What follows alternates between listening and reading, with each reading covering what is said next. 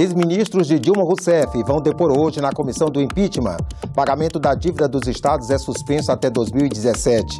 Delegados poderão conceder medidas protetivas a mulheres vítimas de violência. A ideia está em projeto que será debatido hoje em audiência pública na Comissão de Constituição e Justiça.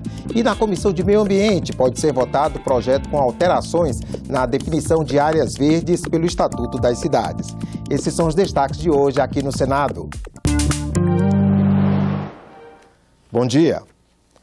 Senadores da Comissão Especial do Impeachment continuam hoje a ouvir testemunhas de defesa da presidente Dilma. Devem falar a partir das 11 horas Pepe Vargas, deputado federal e ex-ministro da Secretaria de Direitos Humanos, Miriam Belchior, ex-ministra do Planejamento, Orçamento e Gestão e ex-presidente da Caixa Econômica Federal, Orlando Magalhães, analista de Planejamento e Orçamento e ex-subsecretário de Planejamento e Orçamento do Ministério da Justiça, e Marcelo Minghelli, coordenador de Orçamento e Finanças do Ministério da Justiça e professor do Instituto Federal do Rio de Janeiro.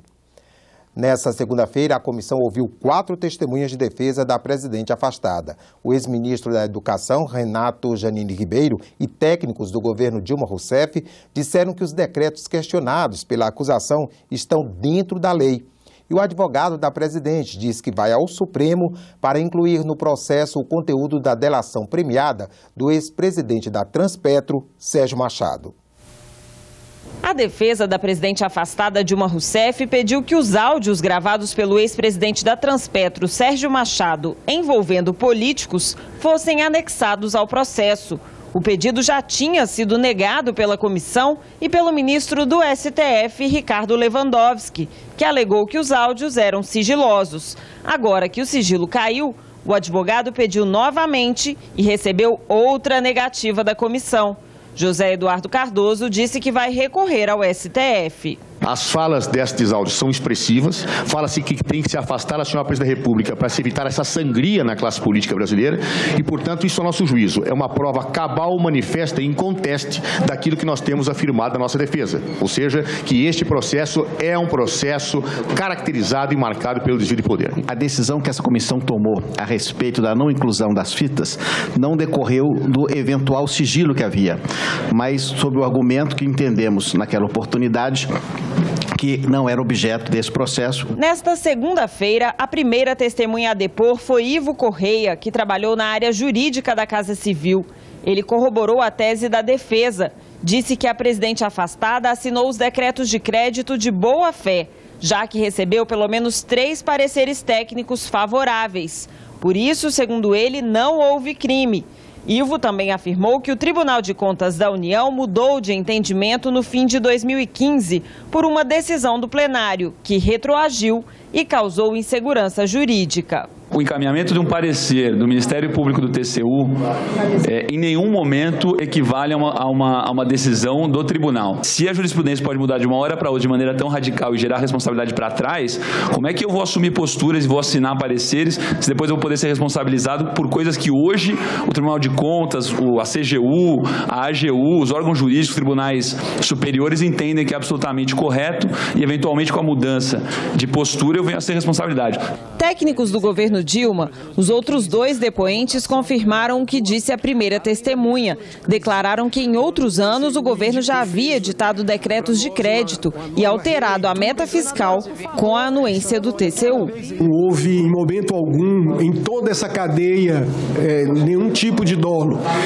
Nós fomos surpreendidos com a reinterpretação, e eu já disse isso aqui, do TCU. Eu cheguei à Casa Civil em outubro exatamente de 2015, exatamente quando houve a mudança de entendimento do Tribunal de Contas, de maneira que, a partir dali, todos os créditos nessas condições, créditos suplementares com base em excesso de arrecadação e superávit financeiro, foram editados, de fato, foram propostos por meio de projetos de lei e não mais por decreto. O ex-ministro da Educação, Renato Janine, que ocupou o ministério de abril a outubro do ano passado, também negou que os decretos sejam ilegais. ilegais, pelo menos os destinados ao MEC. Segundo ele, a edição foi para remanejar recursos disponíveis. Janine deu exemplo das universidades que vendem produtos e geram receitas que dependem dos decretos para serem usadas. Não se trata de dinheiro do contribuinte, trata-se de dinheiro obtido no mercado, por uma ligação que tem o ensino superior federal com o mercado e que é algo que todos queremos, que ela seja capaz de gerar receitas próprias sem prejuízo de sua missão. Aqui nunca ninguém criminalizou política anticíclica, política contra desemprego, programas sociais. Não se trata disso. O crime reside, eu concluo, senhor presidente, na ausência da autorização legislativa diante do descumprimento da meta fiscal, que era a exceção que a LDO estabelecia. Esta vai ser o primeiro caso, se porventura for acolhido, em que um presidente será responsabilizado por dolo, quando, na verdade, essa presidência da República, ela cumpria decisões do Tribunal de Contas da União. O presidente do Senado participou nesta segunda-feira do encontro do presidente interino com governadores para discutir a renegociação da dívida dos estados. Michel Temer aceitou suspender o pagamento das parcelas mensais das dívidas com a União até o fim de 2016. Os governadores também conseguiram alongar em 20 anos os pagamentos. O acordo foi feito em um momento em que o Senado discute alterar o Pacto Federativo, ou seja, os direitos e deveres das unidades da federação. Renan Calheiros quer que o plenário aprove ainda esta semana uma proposta importante para melhorar o pacto, o projeto de lei que amplia o Supersimples. Confira agora a agenda das comissões do Senado para amanhã desta terça-feira. Reunião para análise de projetos na Comissão de Ciência e Tecnologia, entre eles o que prevê a utilização de SMS para acionar serviços públicos de emergência, como polícia e bombeiros. Um requerimento que pede a aprovação do plano de trabalho para avaliação da política de participação social elaborada pelo Poder Executivo é o único item da pauta da Comissão de Transparência e Governança Pública. E na Comissão de Educação pode ser votado o projeto de lei do Senado que inclui o tema do empreendedorismo no currículo da educação básica. Mais agilidade no atendimento a mulheres vítimas de violência. Medidas protetivas que hoje dependem da decisão do juiz poderão ser concedidas pelo delegado. É o que prevê o projeto que está na Comissão de Constituição e Justiça. Uma audiência nesta terça-feira vai debater a matéria. Permitir que a mulher vítima de violência tenha atendimento especializado e ininterrupto já na delegacia onde for prestar queixa. Medidas protetivas que hoje só podem ser decretadas pelo juiz poderiam ser determinadas pelo delegado já na primeira abordagem, evitando riscos e ameaças do agressor e mesmo mais violência contra a vítima. São pequenas medidas que têm necessidade de serem implementadas imediatamente. A vítima dessa violência não pode ficar aguardando a prestação jurisdicional, que em determinados locais do país demoram mais de uma semana, não é? Então é fundamental que o Senado aprove essa medida como um instrumento, um mero instrumento de proteção da vítima da violência. Esse prazo nem sempre é observado, dada a carência do nosso judiciário. Então, e muitas mulheres vêm morrendo no aguardo dessas decisões. Por outro lado, existem mulheres que desistem de fazer o registro da ocorrência assim que elas são informadas desse lapso temporal. Então, essa medida ela vem como reforçar os direitos das mulheres. É nesse sentido que os delegados, é a luta dos delegados e delegadas de todo o Brasil. Advogados, promotores e juízes querem mais debate sobre a matéria. Para eles, a novidade pode dar uma falsa impressão de que se está fortalecendo a Lei Maria da Penha. Eles também querem que se defina bem o papel das várias categorias envolvidas nessa situação, além de delegacias mais bem equipadas, mais funcionários e melhores condições de atendimento. Da forma como está, o projeto não prevê um procedimento detalhado a respeito dessas medidas protetivas, não prevê qual seria a intervenção da Defensoria Pública, do Ministério Público. O ideal é que se discute, se chega a um consenso, para que então as expectativas das mulheres sejam atendidas e para que todo todos possam participar e construir uma linha de atuação conjunta. A medida protetiva ela não se trata apenas de um papel. E no momento em que for aprovado este artigo, nós vamos estar dando uma falsa proteção àquelas mulheres. Porque as delegacias de polícia no Brasil como um todo estão sucateadas. A Comissão Nacional da Mulher Advogada emitiu uma nota técnica que segue os mesmos fundamentos jurídicos apontados pelos magistrados, pelo Ministério Público, no sentido de entendermos que o artigo 12b, ele realmente é inconstitucional e ele não atenderá a mulher vítima da forma como deve. A partir das 9h30 da manhã de hoje, a Comissão de Meio Ambiente e Defesa do Consumidor faz reunião deliberativa. 16 itens estão na pauta, tratando de temas como a proteção dos consumidores no caso de vendas não presenciais, permissão para que florestas plantadas sejam computadas como reserva legal e alterações na definição de áreas verdes pelo Estatuto das Cidades.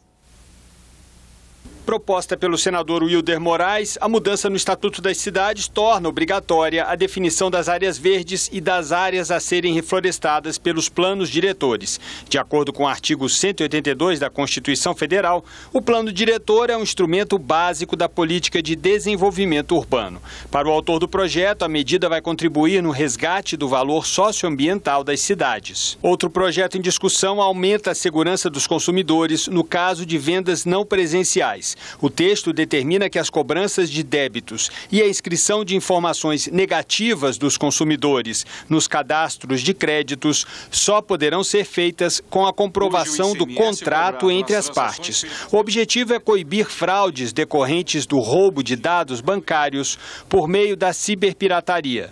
Os senadores avaliam também projeto que permite que florestas plantadas sejam incluídas como área de reserva legal nas propriedades rurais. Uma emenda do relator do projeto determina que apenas as florestas plantadas com espécies nativas poderão ser computadas. Reserva legal são áreas onde a vegetação deve ser preservada nos imóveis rurais, podendo ser explorada mediante manejo florestal. Os limites mínimos estão previstos no Código Florestal Brasileiro e variam de acordo com o bioma e a região do país. 8 comissões mistas que analisam medidas provisórias têm reuniões hoje. Entre as MPs estão a que regula o uso do FGTS como garantia para crédito consignado e a que traz regras de repasse aos municípios de recursos para a educação infantil. Está na pauta do plenário uma proposta de mudança na Constituição que acaba com parte do processo de licenciamento ambiental. A matéria passou pela Comissão de Constituição e Justiça, mas gerou muita polêmica com entidades que defendem o meio ambiente. Pelo texto, uma obra poderia ser iniciada apenas com a apresentação do estudo de impacto ambiental feito pelo empreendedor, sem haver, posteriormente, a possibilidade de interromper ou cancelar o empreendimento. A proposta passou pelo crivo da Comissão de Constituição e Justiça, mas, segundo o Ministério Público Federal, o projeto fere a Constituição. A Constituição Federal garante que toda e qualquer situação, questão, enfim, tudo deve ter a possibilidade de ser levado ao exame do Poder Judiciário. E essa proposta de emenda à Constituição veda que o Poder Judiciário, uma vez iniciada a obra, suspenda ou cancele essa mesma obra ou atividade. O licenciamento ambiental é dividido em 3 etapas. A primeira é o estudo de impacto ambiental. Apresentado pelo empreendedor, deve mostrar a viabilidade do projeto e as medidas para compensar possíveis desgastes ao meio ambiente. Esse estudo tem que ser aprovado pelo órgão competente federal ou estadual. Cumprida essa etapa, o empreendedor recebe a licença de instalação, que permite o início da obra. A licença de operação é a última etapa. Nesta fase, fase, o empreendimento passa por uma vistoria, que deve comprovar o cumprimento de todas as exigências e detalhes técnicos. Só a partir daí, o empreendimento está liberado. Mas, se a mudança for aprovada, a obra poderá ser iniciada já na primeira etapa, apenas com a apresentação do estudo de impacto ambiental e sem o aval do órgão competente. A gente sempre tem uma certa tendência a achar que a solução dos problemas está na mudança da norma, né? Quando, na verdade, uma parte significativa está na necessidade de você melhorar os procedimentos de tramitação, diminuindo a subjetividade, padronizando os termos de referência para os estudos ambientais. Não existe um número consolidado de obras inacabadas no Brasil. Em 2013, uma auditoria do Tribunal de Contas da União revelou a existência de 400 obras não concluídas. Segundo essa consultora, o licenciamento ambiental é um dos principais motivos de interrupção de obras. O licenciamento ambiental é, de fato, um grande problema, né, para fins de cumprimento de prazos. Isso porque não há qualquer previsão, e talvez seja esse o intuito da PEC, de justamente coibir eventuais ações a qualquer etapa do licenciamento ambiental. Nossa preocupação com relação à PEC 65 não é em tirar a licença ambiental. Pelo contrário, as licenças ambientais têm que ser dadas, têm que ser estudadas e têm que fazer com que aconteça o licenciamento ambiental. A nossa preocupação é que, depois da licença ambiental, não haja uma paralisação por qualquer ato administrativo. Para adequar o projeto às questões legais, o senador licenciado Blairo Maggi apresentou uma emenda que será analisada em plenário. O texto altera 2 pontos da proposta que foram muito criticados pelos especialistas. Pela emenda, para iniciar uma obra não basta apenas apresentar o estudo de impacto ambiental. Ele precisa ser aprovado pelo órgão competente. A emenda recupera também o direito de o Poder Judiciário suspender ou cancelar uma obra em andamento. Ela não fala no relatório de impacto ambiental. E o relatório de impacto ambiental é um documento que é feito junto com o estudo para apresentar à sociedade, principalmente as pessoas que podem ser impactadas pela obra, o que vai ser aquela obra, quais são os impactos que ela vai causar na vida das pessoas. Se a gente quebra isso, que é a proposta da PEC 65, a gente fragiliza e eventos como, por exemplo, de Mariana, né, da Samarco, que chocou o Brasil e o mundo, podem se repetir muitas vezes.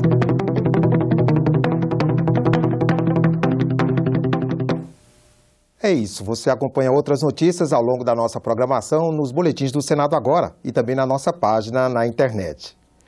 Obrigado pela sua audiência e boa terça-feira para você.